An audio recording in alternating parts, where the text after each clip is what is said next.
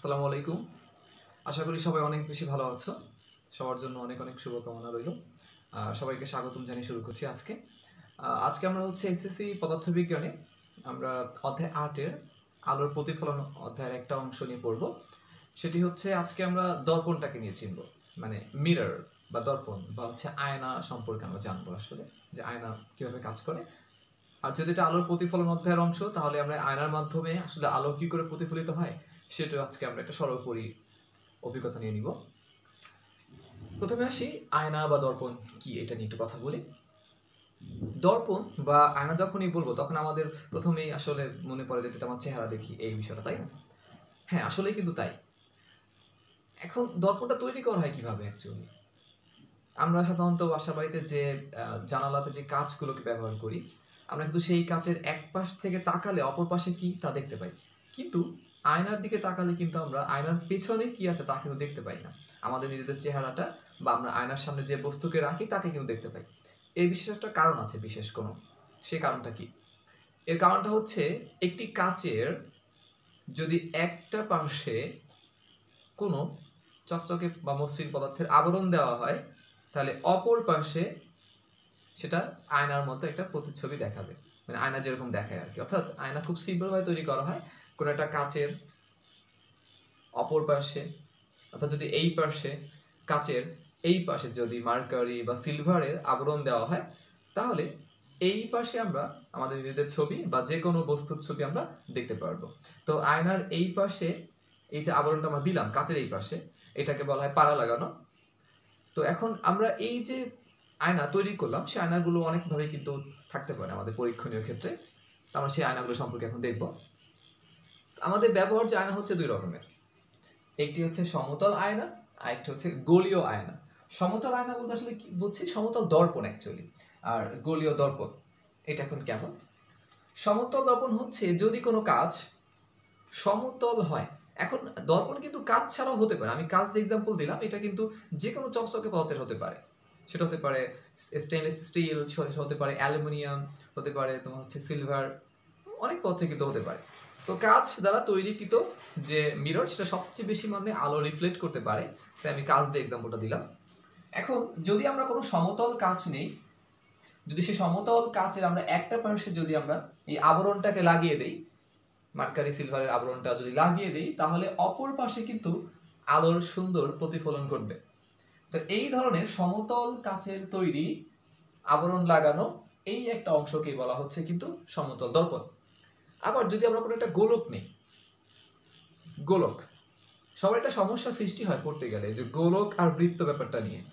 So বৃত্ত কিন্তু না, এটা আসলে কিন্তু বৃত্ত না, এটা হচ্ছে কিন্তু একটা গোলক চিন্তা করতে হবে, একটা গোলাকার। যেমন আমরা অনেক সময় ক্রিকেট খেললে তখন দেখি না যে হচ্ছে বল, যে টেনিস বলটা থাকে সেটা কিন্তু গোলাকার হয়, তাই না? ওটা কিন্তু গোলক।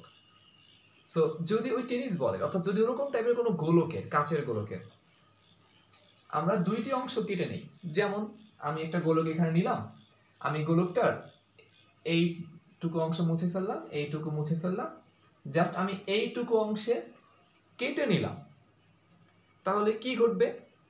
আমি এই দিকে পাচ্ছি এমন একটা অংশ যার ডান দিকে এবং বাম দিকে বাঁকার ধরনটা কিন্তু আলাদা পরস্পরের মধ্যে, তাই না?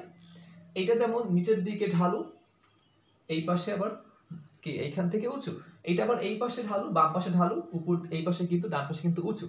সো দুটো অংশ কিন্তু পেলাম। এখন যদি আমরা এইরকম বাঁকা টাইপের কোনো কাচে যদি আমরা এই আবরণটা লাগিয়ে, তাহলে কি ঘটবে? যদি আমরা এই যে পাশ একটা বাঁকা অংশ পেলাম কাচের, যদি আমরা তার এই পাশে আবরণ লাগাই, তাহলে কিন্তু এই পাশে আলোর প্রতিফলন ঘটবে। প্রতিফলক পার্শ্ব এটা এই পাশে ঘটবে আলোর প্রতিফলন। যদি আমরা এটার এই পাশে আবরণ লাগাতাম তাহলে কি হতো? তাহলে এই পাশে কিন্তু আলোর প্রতিফলন ঘটতো, এটা হতো কিন্তু প্রতিফলক পার্শ্ব। এই দুইটা পাশে কিন্তু নাম আছে। এই পার্শ্বটাকে বলা হয় উত্তল, এটা হচ্ছে অবতল, সরি এটা হচ্ছে অবতল পার্শ্ব, এটা হচ্ছে উত্তল পার্শ্ব। একটি বাঁকা অংশের একটা বৃত্তের এই যে ভিতরের দিকে যে অংশটা সেটাকে আসলে বা গোলকের ভিতর দিকে অংশটাকে বলা হয় অবতল অংশ, আর বাইরেটাকে বলা হয় উত্তল অংশ।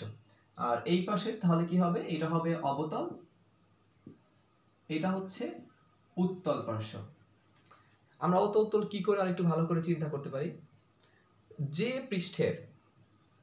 পৃষ্ঠের মাঝখানের দিকে উঁচু এবং চারদিকে ক্রমশ নিচু সেটা হচ্ছে উত্তল, আর যে পৃষ্ঠের মাঝখানে নিচু এবং তার চারপাশে ক্রমশ উঁচু সেটাকে বলা হয় অবতল। অর্থাৎ অবতল হলে, উত্তল হলে এইরকম টাইপের হবে, যার মাঝখানে উঁচু আর চারদিকে ক্রমশ নিচু, এটা হচ্ছে উত্তল পার্শ্ব।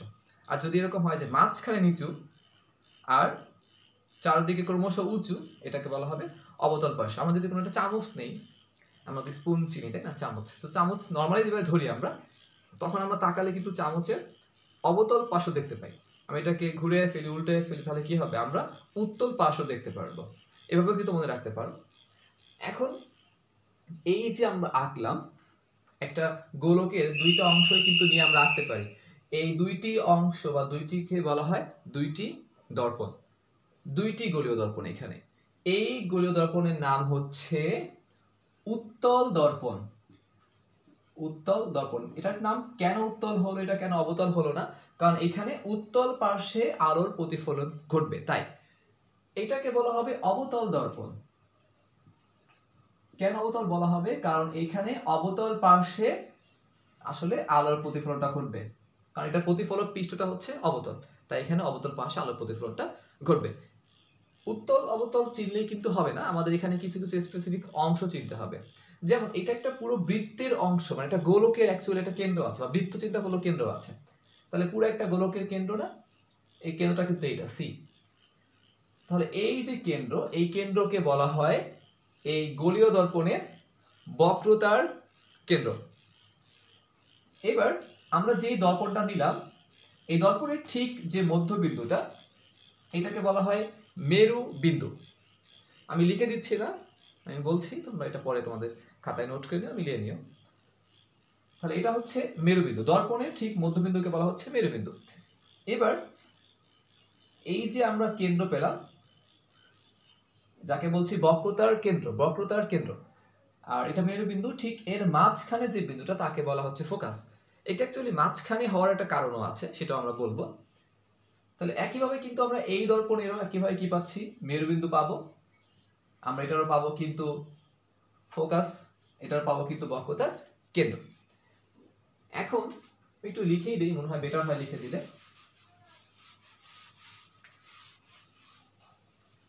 তাহলে আমরা এখানে কি কি জিনিস বললাম, সি হচ্ছে এখানে আমাদের, সি হচ্ছে বক্রতার কেন্দ্র, বক্রতার কেন্দ্র। এখানে এফ হচ্ছে ফোকাস বিন্দু, ফোকাস বিন্দু। এখানে পি হচ্ছে মেরু বিন্দু। এবার আসি এই যে সি থেকে পি পর্যন্ত যে দূরত্বটাকে নিয়ে কথা বলি, দেখো এটা কিন্তু একটা বৃত্তের ব্যাসার্ধ হিসেবে চিন্তা করা যায়, এটা কিন্তু একটা ব্যাসার্ধ। তাহলে এই ব্যাসার্ধকে বলা হয় বক্রতার ব্যাসার্ধ। অর্থাৎ সি থেকে পি পর্যন্ত, বা আমি এভাবে বলতে পারি পি থেকে সি পর্যন্ত দূরত্বকে বলা, অর্থাৎ পিসি কে বলা হচ্ছে এখানে বক্রতার ব্যাসার্ধ। এই ব্যাসার্ধটাকে সম্পূর্ণটাকে, যেহেতু ব্যাসার্ধ রেডিয়াস, সেটাকে আর ধরা হয়, আর। তাহলে আমরা বক্রতা ব্যাসার্ধ এটাকে কি বলতে পারি, এটা হচ্ছে আর। আবার পি থেকে এফ পর্যন্ত এইটুকুকে বলা হয়, এটাকে বলা হয় ফোকাস দূরত্ব, কারণ এটা ফোকাস পর্যন্ত দূরত্ব, তাই এটাকে বলা হয় ফোকাস দূরত্ব। এবং এটাকে প্রকাশ করা হয় এইটুকুকে স্মল এফ দ্বারা, অর্থাৎ স্মল এফ দ্বারা একে প্রকাশ করা হয়। এখন এই যে অংশটা আমরা যে পেলাম, এখানে পুরো সিপির অর্থাৎ পুরো আর এর অর্ধেক কিন্তু এফ। তাহলে আমরা কিন্তু বলতে পারি যে আর ইকুয়াল টু এফ, বা এটাও বলতে পারি এফ ইকুয়াল আর ভাগ 2, অর্থাৎ এই এফ হচ্ছে পুরো আর এ কিন্তু অর্ধেক। এখন একটা বিষয় অবশ্যই লক্ষণীয়, এই যে আমাদের অবতল যে আমরা দর্পণটা আঁকলাম, এটার যে পাশে আলো প্রতিফলিত হয়, অর্থাৎ আমাদের এই দর্পণটার কিন্তু আলো প্রতিফলিত হবে কিন্তু এই পাশে, এই পাশে আলো প্রতিফলন ঘটবে, তাই না? আমরা আলো এইদিকেই ফেলবো, কারণ এই পাশে তো আলো ফেললে কোনো লাভ নাই, প্রতিফলনটা ঘটবে না। তাহলে আমরা যে পাশে আলো ফেলছি বা আলোক রশ্মিটাকে আমরা আপতিত করছি, দেখো সেই পাশেই কিন্তু ফোকাস আছে, সেই পাশেই কিন্তু বক্রতার কেন্দ্র সি এগুলো আছে, তাই না? এই জন্য এইখানে যে আর এর ভ্যালু এই অবতল দর্পণের ক্ষেত্রে এটা কিন্তু ধনাত্মক হবে, মানে আর এখানে পজিটিভ, এখানে আরটা হবে কি, আরটা হবে পজিটিভ, এখানে এফটাও কিন্তু হবে পজিটিভ, ধনাত্মক। কিন্তু যদি আমরা এটা উত্তলের ক্ষেত্রে চিন্তা করতাম, আমি একটু উত্তল দর্পণটাকে আঁকি, তাহলে সেই ক্ষেত্রে কি ঘটতো? সাপোজ এইটা হচ্ছে একটা উত্তল দর্পণ আমি আঁকলাম, তাহলে এইটার এই পাশে আমরা আবরণ লাগিয়েছি, এর সি কিন্তু পি কিন্তু এটা যদি কেন্দ্র এখানে চিন্তা করি, এটা হচ্ছে কেন্দ্র, এটা হচ্ছে এফ, তাহলে এটা যদি পি হয় তাহলে আলো কিন্তু এই পাশে আপতিত হবে এবং প্রতিফলন আলো কিন্তু এই পাশেই ঘটবে। কিন্তু যে পাশে আলোর প্রতিফলন ঘটছে সেই পাশে কি এই আমাদের যে স্মল এফ এবং আমাদের যে আর, এটা কি আছে? এটা কিন্তু নেই, এটা তার বিপরীত পাশে আছে। দ্যাটস ওয়াই কি হবে, এই উত্তল যে দর্পণটা, এই উত্তল দর্পণের ক্ষেত্রে কিন্তু আমাদের যে আর এর মানটা এটা কিন্তু নেগেটিভ হবে এবং এফ এর মানটা কিন্তু এখানে একইভাবে নেগেটিভই হবে। ওকে, তাহলে দুইটা দর্পণের ক্ষেত্রে কিন্তু ফোকাস বিন্দু এবং বক্রতার কেন্দ্র কিন্তু একই দিকে না, এটা কিন্তু ভিন্ন দিকে আছে, এটা অবশ্যই মাথায় রাখতে হবে। এবার আমরা এখানে সমতল দর্পণে আমরা যে একটা আলোক রশ্মি ফেললাম, এইটার ক্ষেত্রে কেমন কাজ ঘটবে আমরা দেখবো একটু। সমতল দর্পণে যদি আমরা কোন আলোক রশ্মি এই দর্পণের সাথে লম্বভাবে ফেলি, অর্থাৎ যদি 90 ডিগ্রি অ্যাঙ্গেলে ফেলি, অর্থাৎ আপতিত করি, তাহলে 90 ডিগ্রি অ্যাঙ্গেল অর্থাৎ সমতল দর্পণে যদি আমরা কোন আলোক রশ্মিকে লম্বভাবে ফেলি, সে লম্বভাবেই ফিরে আসবে, অর্থাৎ এই পথে যাবে, এই পথে ফিরে আসবে। যদি আমরা তাকে বাঁকা বা তির্যকভাবে ফেলি তাহলে সে তির্যকভাবে ফিরে আসবে। তাহলে আমরা যদি এখন একটা বিন্দু থেকে দুইটি ভাবেই আলোক রশ্মিটাকে ফেলি, তাহলে আমরা এই আলোক রশ্মিটার আসলে ফলে আমরা যে প্রতিছবি বা প্রতিবিম্ব পাবো সেটা কোথায় পাবো এবং কিভাবে পাবো তা আমরা এখন দেখব। আমি বি থেকে একটা আলো এই পথে ফেললাম, সে এদিকে ফিরে আসলো। সো আমি বি থেকে একটা আলো লম্বভাবে ফেললাম, তাহলে সে কি হবে? সে লম্বভাবে ফিরে আসবে, এই পথে সে যাচ্ছে, আবার সে এই পথে ফিরে আসলো। তো আলোক রশ্মি যখন প্রতিসরণের পর বা প্রতিফলনের পর কোনো জায়গাতে মিলিত হয়, সেখানেই ওই বস্তুর একটা প্রতিবিম্ব পাওয়া যায়। যেমন আমি যদি একটা এ শেপের আমি কোনো একটা বস্তু নিলাম, এ শেপ, এখান থেকে যদি বিভিন্ন আলো বিভিন্ন দিকে গেল, যদি সেই আলোগুলো কোনোভাবে একটা জায়গায় এসে মিলিত হয়, তাহলে আমরা এই এর একটা ছবি এখানে দেখতে পারবো। অর্থাৎ আমরা এখানে যে বস্তুটা নিলাম এ, আমরা সেই এর একটা ছবি এখানে দেখতে পারবো। আলো যদি এই দিকে যায়, বিভিন্ন আলো এখান থেকে যাচ্ছে, যদি সেই আলোগুলো এখানে এসে মিলিত হয়, তাহলে আমরা এই বিন্দুতে কিন্তু এই হুবহু এর মতো একটা ছবি দেখতে পারবো। তাহলে এইটা হচ্ছে লক্ষ্য বস্তু, এটা হচ্ছে প্রতিবিম্ব। আমরা যখন আয়নার সামনে দাঁড়াই তখন কি হয়? আমরা হচ্ছি লক্ষ্যবস্তু, আয়নাটা হচ্ছে কিন্তু আমাদের সমতল দর্পণ। আমাদের থেকে অর্থাৎ আমাদের দেহ থেকে আলোক রশ্মি আয়নার গায়ে গিয়ে পড়ে এবং সেই আলোক রশ্মির প্রতিফলনের পর মিলিত হয়। এর ফলে আমরা আয়নায় যে ছবিটা দেখি আমাদের, সেটা কিন্তু আসলে একটা প্রতিবিম্ব। অর্থাৎ আমরা হচ্ছি লক্ষ্যবস্তু আর আয়নার মধ্যে দেখা আমাদের যে ছবিটা সেটা কিন্তু একটা প্রতিবিম্ব। তাহলে এই ক্ষেত্রে এখানে এ হচ্ছে একটা লক্ষ্যবস্তু, এখানে এটা হচ্ছে আরেকটা প্রতিবিম্ব। তাহলে এই ক্ষেত্রে প্রতিবিম্ব কি করে পাবো? এই যে প্রতিফলিত রশ্মি, যদি আমরা এটাকে সামনের দিকে আরো বাড়াই, তাহলে দেখা যাবে এইটা যাচ্ছে এই দিকে এবং এইটা যাচ্ছে কোন দিকে? এই দিকে। তো এই যে প্রতিফলিত রশ্মি দুটো পেলাম, আমরা একটা পেলাম এইটা নাম্বার 1, আমরা আরেকটা পেলাম এইটা নাম্বার 2। এই দুইটা প্রতিফলিত রশ্মি যেটা বি বিন্দু থেকে আসছিল এবং এসে দর্পণে প্রতিফলিত হলো, তারা কিন্তু মিলিত হবে না। তুমি যতই সামনের দিকে বাড়াও না কেন, এটা কখনোই মিলিত হবে না। যদি কখনো এমনটা ঘটে যে আলোক রশ্মিটা প্রতিফলনের পর মিলিত হচ্ছে না, তাহলে তাদেরকে পিছনের দিকে বর্ধিত করতে হয়। অর্থাৎ এই রশ্মিটা প্রতিফলিত রশ্মি এই দিকে যাচ্ছে, এটাকে পিছন দিকে বাড়াতে হবে। এই রশ্মিটা এই দিকে যাচ্ছে, এটাকে পিছন দিকে বাড়াতে হবে।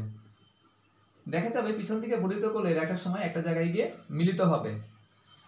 তাহলে আমরা এটা বি বিন্দু থেকে আসা আলোটা এখানে প্রতিফলিত হয়েছিল এবং সেই আলোক রশ্মিটার প্রতিফলিত রশ্মিকে আমরা পিছন দিকে বাড়ালাম, এর ফলে এরা এখানে মিলিত হলো এবং এই মিলিত স্থানে আমরা আমাদের বি বস্তুটার প্রতিবিম্ব দেখতে পাবো। এটাকে নাম দিলাম বি প্রাইম। সো এটা হচ্ছে এই বি বস্তু একটা প্রতিবিম্ব। ঠিক এই সেম জিনিসটাই ঘটে আয়নায়। আমরা এইখানে দাঁড়ায় থাকি, আলোটা এখানে প্রতিফলিত হয়ে যায় এবং সেটাকে পিছন দিকে বহিত করলে আমরা এই বিন্দুতে কি হয়, আমরা একটা আলোক রশ্মির যে মিলিত হয় এর ফলে আমরা প্রতিবিম্ব দেখতে পাই। সো যদি আলোক রশ্মি এরকম সরাসরি মিলিত না হয়, যদি পিছন দিকে বাড়ায় মিলিত হতে হয় বা মিলিত করতে হয়, তাহলে সেই ক্ষেত্রে এইটাকে আলোর প্রকৃত মিলিত হওয়া বলা হয় না, এটা হচ্ছে আলোক রশ্মির অপ্রকৃত মিলন। তো আলোক রশ্মির অপ্রকৃত মিলনের ফলে যে বিম্ব পাওয়া যায় তাকে বলা হয় অবাস্তব বিম্ব বা অসৎ বিম্ব। অবাস্তব বা অসৎ, অর্থাৎ যদি কোনো আলোক রশ্মির প্রতিফলিত রশ্মিগুলোকে এরকম পিছন দিকে বাড়ায় এটাকে মিলাতে হয়, সেটাকে বলা হবে অবাস্তব প্রতিবিম্ব। আর যদি আলোক রশ্মিটা প্রতিফলনের পর সরাসরি মিলিত হয়, তাহলে সেটাকে বলা হবে বাস্তব বা সৎ প্রতিবিম্ব। তাহলে এই ছিল আমাদের উত্তল এবং সমতল দর্পণ নিয়ে কথা, এবং তার মধ্যে আমি গলীয় যেগুলো আছে, গলীয় এবং সমতল নিয়ে কথা। তার মধ্যে আমি গলীয় দর্পণের দুইটা অংশ, সেটা হচ্ছে দুইটা যে আছে ক্যাটাগরি, সেটা হচ্ছে অবতল উত্তল নিয়ে একটু আলোচনা করলাম। আর সমতল দর্পণটা বললাম, সমতল দর্পণে আলোর প্রতিফলনটা একটু হালকা আলোচনা করলাম। ইনশাআল্লাহ নেক্সট ডে এটার বিভিন্ন প্রকারের মানে প্রতিফলন আমরা দেখব। তো সেই পর্যন্ত সবাই ভালো থাকো, টাটা। সবার জন্য অনেক অনেক শুভকামনা রইল। খোদা হাফিজ, সাবধানে থেকো সবাই। আসসালামু আলাইকুম।